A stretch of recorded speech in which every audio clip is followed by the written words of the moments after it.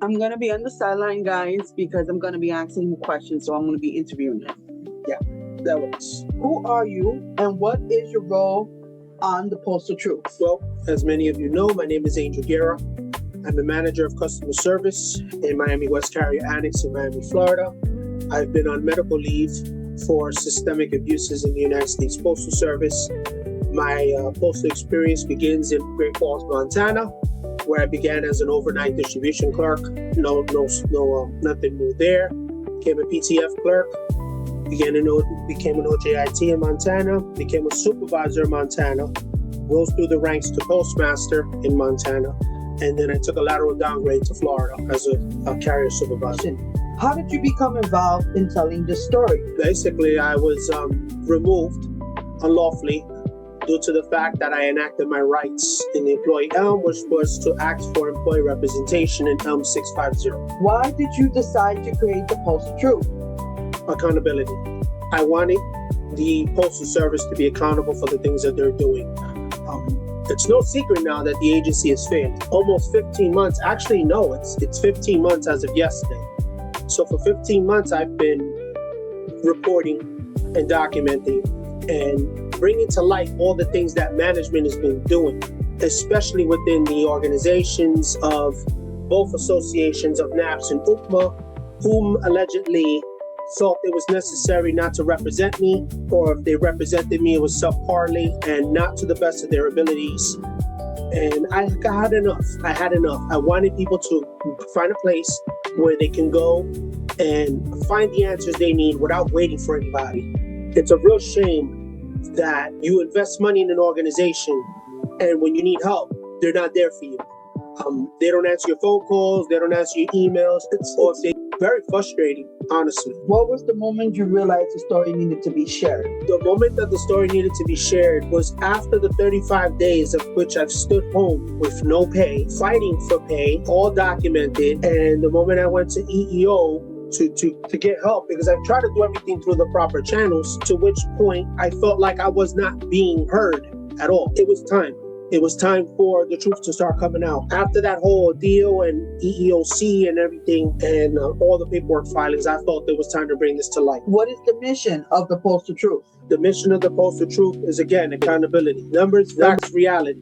The Postal Service is supposed to be a glass house, and yet we have more things hidden than anything else in Congress, in the agency, within itself, allegedly, and within the stations individually. Why do you believe it's important to document these experiences? Paper trail. When you document, they can't turn around and say something else later. They can't twist the story. They can't basically say you did something you did not do, because it's already written down. You have it written down. The time, the date, who was there, who said what did you say, etc. So it's kind of hard to refute that. Even though it's your own personal notes, it's hard to refute that, because what you're already going to see the manager's face turn purple the moment you start pushing this stuff out. Or they'll get more serious or more aggressive at that moment during your grievance or appeal. And even though you're a manager, you feel that it's important for people to understand that not all managers are bad. Correct. That there are a lot of managers like you. Correct. And supervisors like you. Correct. And as a postal employee, instead of focusing on, oh, he's manager, he's bad, he doesn't know, he's lying. By you exposing these things, this is not only the truth that's being exposed, but you are reaching out to people to let them know that you're all one. You're all employees. It doesn't matter the title and the rank. Right. For them to see you and what's happening. Correct. Have you heard from other current or former UPS employees with similar stories? And please share.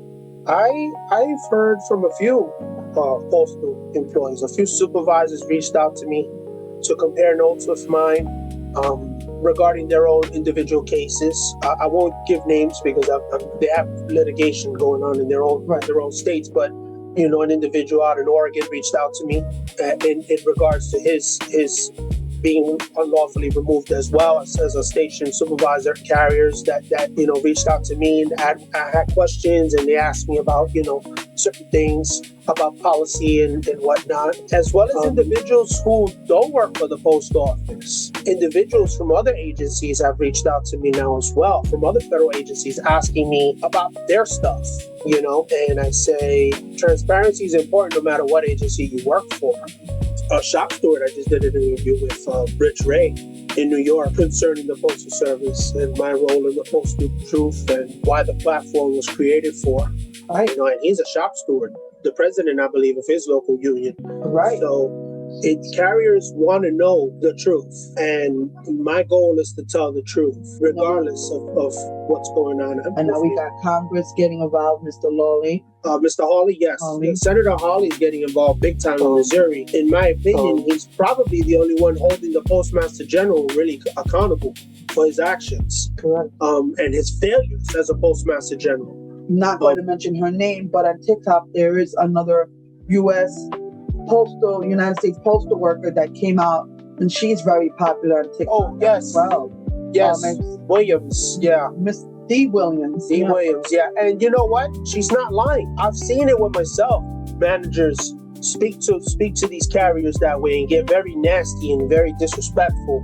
One example in particular, I was a supervisor at Buena Vista. The day supervisor got into a verbal conflict with one of the carriers, with the manager standing right there, and he's just looking at them. He didn't even get involved in nothing. Well, the carrier, he was angry because they was poking the bear, so to speak. And I walked up to the guy and I said, "Hey, listen, no, let's take a walk." And he turned around and says, "Andrew," but she said, "No, let's take a walk, let's talk." And I pulled him to the back carrier area and told him, "Who's here tonight when you get back?" Well, you are. So why are you telling her anything? Speak with me. Case your mail, hit the street, give me a call if you need it. But to argue with her, she's leaving in like 10 minutes. She don't care what you do. Why would you give yourself high blood pressure? And the manager standing right there, he didn't even get involved. I had to get involved. I'm sure that meant a lot to him, because somewhere it must have hit him that the other person didn't care what you did. You took the time to talk to him, correct, breathe, get some air from that horrid individual, and knew that he can rely on you. So I'm pretty sure it was squashed after that, correct? Yeah. I mean, they always butt heads with the morning supervisors because they never did a damn thing. You get so many. So how do you decide that? I mean, nowadays, I can honestly say, at the interview and the co-host, oh boy, do we get a lot of stories. I get shared a lot of stuff independently from individuals. They share things with me. And social media also shares things with me, and I kind of cherry pick from there what's important. And you do the best to try to put what's out there. What has been the biggest challenge in building this channel? Support is the main thing. Getting people to listen to you is another thing. Because again, there's this stigma about managers and crafts. And the stigma doesn't go away just because of my situation. What do you say to people who ask you, well, why don't you just move on? That's a hard question to answer. I want justice. I want those individuals who lied and defamed my character allegedly and who destroyed my career allegedly be held accountable and punished to the fullest extent of the law. Their rights taken away like mine, their retirements taken away like mine, their future taken away like mine. I want justice. And until I get it, I'm not going anywhere. And it's like being in school and having a bully. Yeah. And for some people try to move on and ignore the bully, give the bully money, lunch money, try to, not go to school, all those things. Does that make the bully go away? No. Does it fix the problem? No. Once you stand up, you give courage to not only yourself, but other people. Right. And you'll be surprised. What do you hope happens because of these conversations? First of all, I'm hoping that I get more support. I'm hoping that people stop looking at me as a manager and start looking at me as a person. A manager is a title. I have a title. It doesn't give me any special privileges. It doesn't give me anything special at all. More work and more headaches. That's all it brought me. I want people to understand that. I also want people to understand they'll be aware of their environments and to document and keep a record, keep a live record of what is happening. As soon as it happens, write it down. I don't care what you're doing. Don't act like it didn't happen. Don't leave, because if you leave, then the next person has to deal with the headaches, and it's not fair to them. If someone wants to share their own USPS experience, what should they do? You know, the Postal Service is very big on pushing policy, but they're not big on following their own policy. If every carrier at one station goes on social media at the same time and reports what's happening, do you honestly think they're going to send you all home? Who would deliver the mail? Something to think about. If Eric Clark in the station got angry and not strike, but I've seen this before, call out sick at the same time, who would deliver the mail? Who would sort the mail? Who would process the mail? Who would sell packages and stamps? And I've seen it happen. In Miami, Buena Vista is a clear example. Don't you still get calls up to this day in the middle of the night about things that are happening down there? Hell, I got a phone call, like, I think it was yesterday. Yeah, last night at 1:17 in the morning to tell me about Buena Vista. Again, Miami. But these are the guys still working, and I'm the guy sitting at home being accused of things he didn't do. Get the word out. It's not about views per se as it is about accountability. Right. We want accountability. We want this fixed. Right. And the only way to get it fixed is to tell people about it, because if we don't tell no one about it, it's not going to get fixed. Where do you see the Postal Truth 1 year from now? That's a hard question. I don't know. You just take it day by day? That's all I can do. I'm giving it my all, and we'll see where it goes. And if you can do this a year from now, you want things to be better. I do. For the next generation of postal workers, I do. What would success look like for this channel and for you? For the channel, success would be national support from all postal employees, support from local government and local civic government, city, state, and federal. For myself, just to be able to take care of my family is all I'm looking for.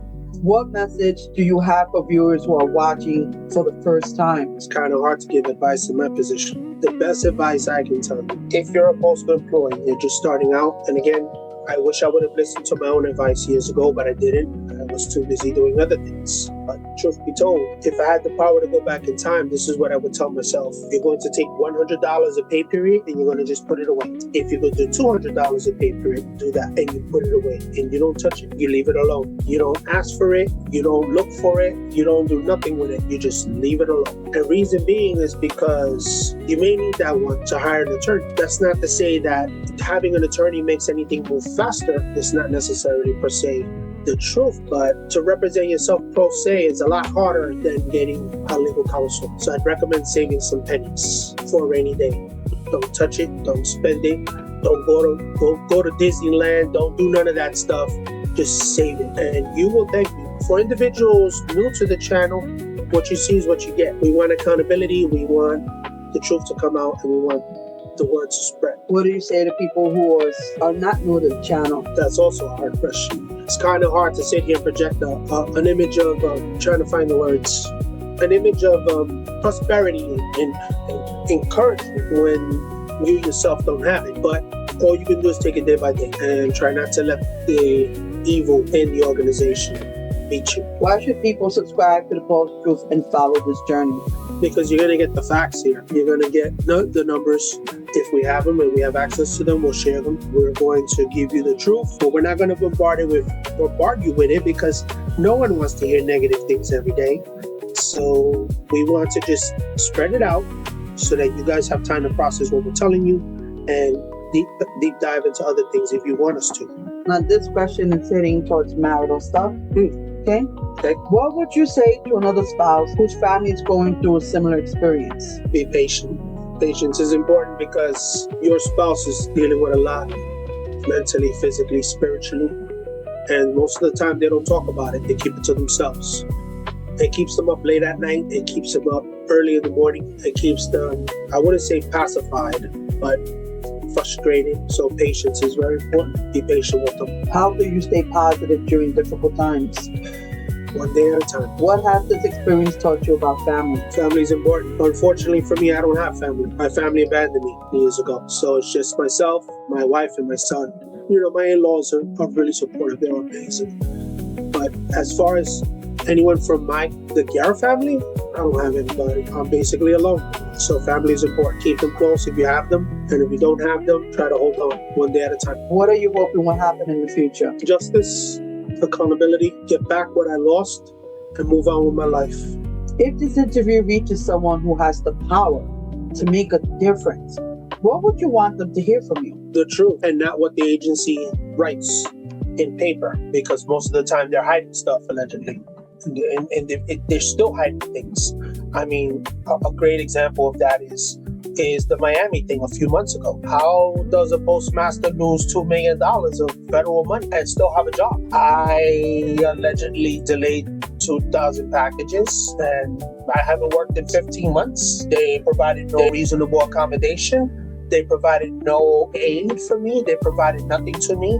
The associations provided nothing to me. But this man lost $2 million of federal money, allegedly, and he didn't know about it. But you're the postmaster in Miami. How could you not know? And this is the point that I'm trying to make. The justice in the organization is one-sided. It's very corrupted. There is no integrity. It's just gone. It's disgusting, honestly. So you felt like there was a time when you weren't given a fair opportunity to tell your side. Correct. And you felt like this channel did that. This channel provided that option, the outlet for me. Also because I couldn't see my therapist anymore because the agency canceled my insurance and then sent me a bill for $13,000 due to the administrators in Miami, allegedly, which is not really alleged, it's documented, playing tax games with my life. Right. So this other question they had, when you first heard the allegations against you, what was your immediate reaction? I was shocked. I couldn't believe it. So, like, wait, what? So I did what? The question leading into that is, did you ever touch the mail? No. Were you ever given the authority to touch the mail? No. Did you ever sign for it? No. Do they have any documentation on video? No. So they have nothing to prove that you've done it because you never did. You were not responsible for the mail. I wasn't even there when they said I delayed this mail. The one that was working allegedly was Barbara Garcia, not me. Ain't that a kick in the balls? Yeah. So how the blame shifted from her to me, no idea. But again, this is all alleged based on a whistleblower coming forward and sending a text message that I even found out it was her, allegedly. Again, it's still alleged because it wasn't proven in a court of law. But I mean, honestly, they think that the carriers don't know and the clerks don't know. Everybody knows what happened that day, but I'm still here and they're still working. How did this impact your wife and your son? They're suffering because of me. It affects them greatly, and I hurt every day because of it. If I may interject, I'm going to answer that question. They are hurting us, not Angel. They are allegedly doing these things to hurt this family. They don't think about you. They don't think about your spouse. They don't think about your child. What don't people behind the scenes know about your family and what you've gone through? Behind the scenes, but they don't know. Yeah. Every day I'm struggling. Every day I'm trying to find help. Every day I'm speaking to people. Every day I'm sending emails and phone calls and messages and nothing. Only one agency actually took me seriously and they're helping me out now. What lessons has this experience taught you about life, leadership, and resilience? For me, life is beautiful if you have the means to provide for said life. Resilience, people say I'm strong because I survived this, but I don't feel strong. I don't feel anything, just frustration and anger. And I think that's very common, especially what happened once gone through. To answer that, I think it helps going through this with support and family. And people who reached out and people who shared the story and people who constantly interject to say something and help, because to be a single person and do this alone is lonely as heck. I wouldn't want it. I wouldn't advise it. And I will feel sorry for them. I think any bit of help you can get helps. Family, it's very important. Again, I would not want to go through this by myself whatsoever. And I'm very glad that people are stepping up. I haven't heard from anybody I used to work with. These are the people that I spent months with, worked all hours of the night with, supported them, I helped them, did what I had to do to try to do the right thing and be part of the team. And people just stopped calling me months ago, just cut me off. What would you like to say to them? I don't know why they did it. Probably because I'm too hot right now, or they're afraid for their own jobs and their own safety and their own stuff. A phone call doesn't cost you anything. We have unlimited calls now. Texts, same thing, unlimited texts. So the fact that I haven't gotten any calls from anyone, and people just stop calling. You have no friends in life, I guess. I was always told that I wear my heart on my sleeve, and I always try to love everybody and give everyone the benefit of the doubt. But there's just some people you can't do that for, unfortunately. And it's due to this experience that I'm changing my way of thinking now. I'm very selective on who comes into my circle. I'm very selective on who I invite to my home now. I'm very selective on everything that I do now because of that. Rather than sitting here and bashing them because they're afraid to say anything or support me publicly, I'm just going to do the right thing and wish you well, and that's it. So, Angel, after everything you've been through, I'm sure you want everybody to remember your story, that it's not a story or videos that just go on deaf ears. I think, and many people are saying, what they feel is what you're doing is powerful. You've created ripples. A lot of people said that they didn't even know things like this was going on. Yes, there've been documents and some videos back in the days, like the postal heist, but even those, they were good, but they didn't come out until other people exposed. And people had the courage to expose and bring out what was there. A lot of that got hidden. Now more than ever, people are coming out almost there's not a day that goes by that we don't see stuff on Facebook, on TikTok, on YouTube, on Instagram about what's happening in the post office. So what a lot of people are saying is it's happening. It's making an impact. Senator Hawley, who's making a shout out for all the corruption that's going on. So it's definitely happening, most definitely. And the mountain is starting to, what people are saying, the mountain is starting to shake. And a lot of people are saying thank you.